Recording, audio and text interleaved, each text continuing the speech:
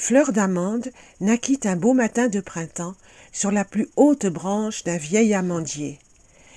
Déjà vêtue de soie nacrée, elle déploya les plis de sa robe, écarquilla ses longs cils dorés et découvrit alors la splendeur d'un ciel bleu tendresse tacheté de légers nuages roses. Un désir poignant la saisit de s'élancer vers cette infinie transparence. Sa sœur voisine lui demanda « Que fais-tu là à te tortiller sur ta hampe ?»« J'essaie de m'envoler vers l'infini des cieux, » dit-elle en poursuivant ses vaines contorsions. « Mais c'est impossible, ton devoir est de rester sagement fixé au rameau qui t'a donné le jour, absorbant patiemment les nourritures de la terre et les feux du ciel jusqu'à ta majorité. »« Et à ma majorité, je pourrai m'envoler ? Que tu es ignorante, tu vas devenir un fruit, lourd et enfermé dans une coquille vert pâle. Alors, on viendra te cueillir, car tu seras bonne à croquer. Quelle horrible destinée! Jamais je n'accepterai. » Au premier soir de sa vie, triste et desséchée, elle se laissa choir au bout de sa hampe, exténuée. Au milieu de la nuit, elle fut réveillée par une effroyable tempête. Troublée par l'agitation de ses compagnes, elle fut prise d'une idée complètement folle. « Et si j'utilisais la force du vent pour m'envoler ?» Aussitôt, une puissante rafale vint secouer sa branche. C'est ainsi que la petite fleur sèche fut arrachée à sa famille. Elle réalisait son rêve, mais au prix de combien de périls ? C'est le Pic-Vert qui m'a raconté la suite de cette histoire. Il était bien placé pour voir ce qui arrivait à Fleur d'Amande. Toujours accroché aux arbres pour y dénicher des gourmandises, il ne manque pas d'observer les faits divers qui surviennent sur ses domaines et il adore les colporter à tout venant. Un jour où je faisais la sieste à l'ombre d'un vieux chêne, j'entendis son tapage et j'écoutai son récit. « Tu ne sais pas ce qu'elle est devenue, hein ?» fit-il en se rengorgeant. « Bah, elle n'a pas pu survivre bien longtemps, supposai-je. »« Eh bien, détrompe-toi, elle est maintenant dans l'éternité. »« C'est ce que je disais, elle est morte, » répondis-je agacé par ses airs de commère. « Mais pas du tout, pas du tout. Laisse-moi te raconter toute l'histoire. »« Bon, dis-je, espérant avoir la paix et reprendre ma sieste.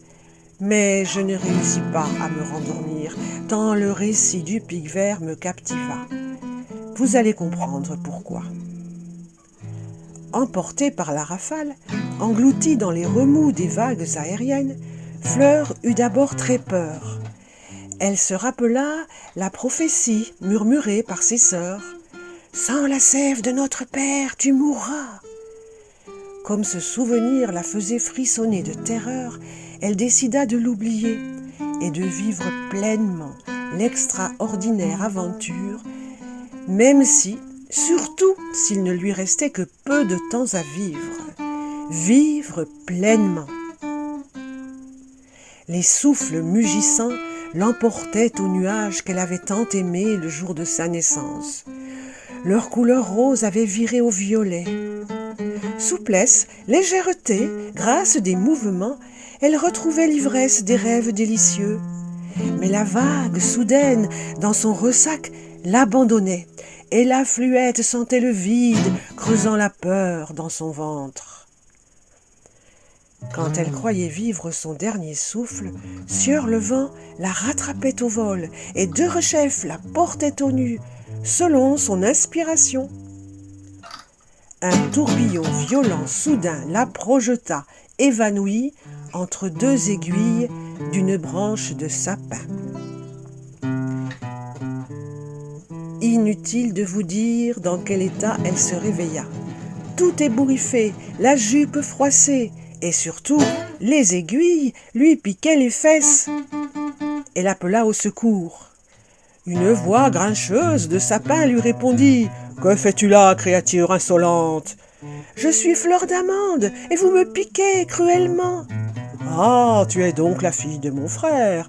Installe-toi confortablement. dit-il en ouvrant ses branches. Sur les aiguilles devenues douces, Fleur trouva assez de rosée pour faire sa toilette. Puis, comme le soleil ne se levait pas, elle s'assoupit. Un tintamarre du diable la réveilla en sursaut.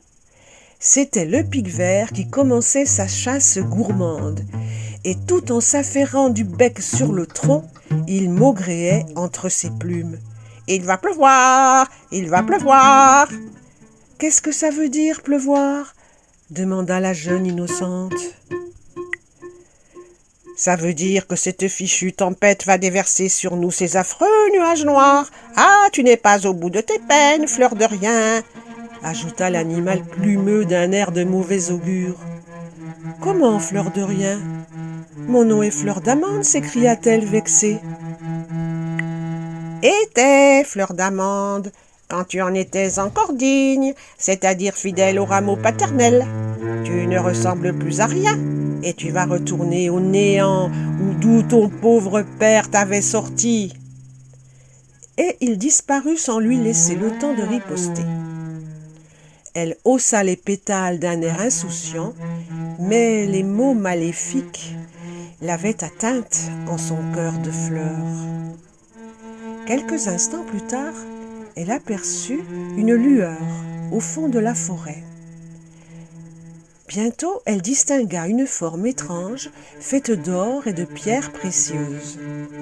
La fée de l'aube lui souriait avec douceur. « Tu es bien imprudente. Comment vas-tu survivre sans les racines de ton père ? » « Je préfère mourir que de passer ma vie prisonnière pour finir grosse dans une coquille et croquée par n'importe quelle bouche. » « Alors, si tu veux ta liberté, il faut apprendre à te nourrir par toi-même. »« Comment est-ce possible ? » demanda notre ami rempli d'espoir. « Puisque tu as franchi l'épreuve du vent, je te nomme âme Angéline. La prochaine épreuve sera faite de terre et d'eau, » ajouta-t-elle en caressant les pétales de celle qu'elle baptisait ainsi. Et la fée disparut avant qu'âme Angéline ait pu lui poser d'autres questions. Le pic-vert ne s'était pas trompé. La pluie commençait à traverser le sapin. Cette fois, notre amie s'accrochait de toutes ses forces. Mais elle glissait sur les aiguilles mouillées, emportée par les ruisseaux qui cascadaient de branche en branche. Hélas, elle eut beau faire, elle chut sur la terre boueuse au pied de son dernier protecteur.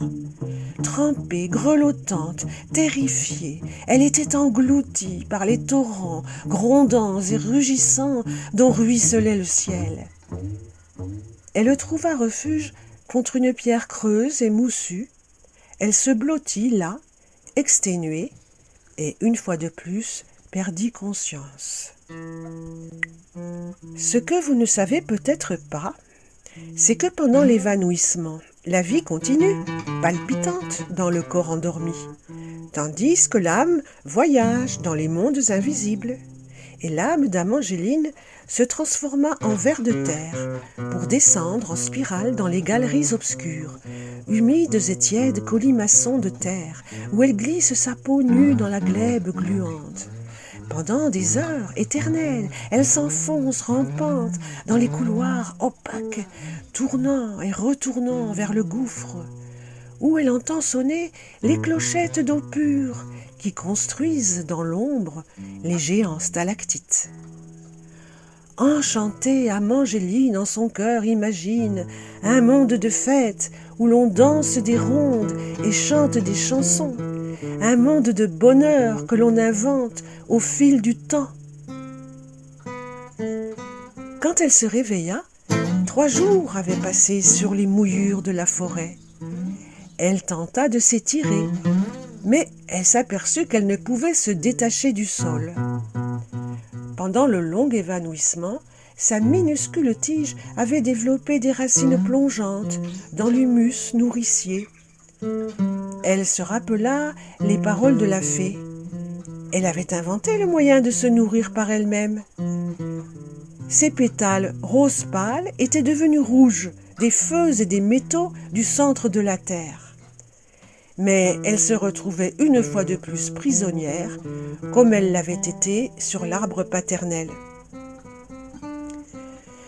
C'est à la fin de la nuit suivante qu'elle fit une nouvelle découverte. Une musique mystérieuse l'attira de ses rêves, l'attira sous son charme. Elle aperçut la lueur d'un feu. Autour du feu dansaient des êtres bizarres. Ils n'étaient pas très grands, mais d'une beauté rayonnante. Certains, vêtus de feuilles, portaient des plateaux d'écorce remplis de fruits appétissants. D'autres dansaient en cercle, accompagnés de musiciens et d'un chœur de chanteurs. Les instruments étaient tous façonnés d'éléments végétaux ou animaux, coquilles, tiges creuses, baguettes de saule ou de noisetiers. On eût dit qu'ils mimaient l'infinie variété des circonvolutions cosmiques. Immobile et silencieuse, elle retenait son souffle pour mieux les entendre. Mais peu à peu, elle se mit à bouger doucement sur sa tige, entraînée par les ondes musicales qui tournoyaient en spirale. Ses pétales ondoyaient gracieusement autour de sa taille souple et fine. Les pulsations des rythmes ressemblaient à celles d'un cœur vivant. La fumée bleue montait en volutes parfumées. De la braise surgit une forme translucide et scintillante. Amangéline reconnut la fée qui saluait les artistes en déversant sur eux une pluie de pétales et de cristaux irisés. Elle se tourna vers sa protégée. « Félicitations, ma belle! Gnomes, sylphes, sylphides, nymphes blanches et vertes ondines se sont rassemblés en ton honneur. Ils célèbrent la nouvelle lune du printemps qui a créé en ta personne une nouvelle espèce de fleur. Pourtant, je ne suis pas vraiment libre. J'aimerais tellement être comme vous et ces créatures merveilleuses. Alors, il te faudra traverser une épreuve encore plus difficile. Qu'il en soit fait selon tes vœux. » Et comme la première fois, elle vint bénir Amangéline en caressant ses pétales soyeux. Puis elle s'éleva lentement vers le ciel, tandis que les lutins s'enfonçaient dans les bois sans laisser aucune trace de leur passage. Amangéline crut qu'elle venait de rêver, mais la suite des événements prouvera qu'elle avait bien vu la vérité cette nuit-là, et une vérité combien plus exaltante que celle du monde ordinaire. Ce fut une année de sécheresse et de canicule. Un beau soir de juillet, le malheur arriva.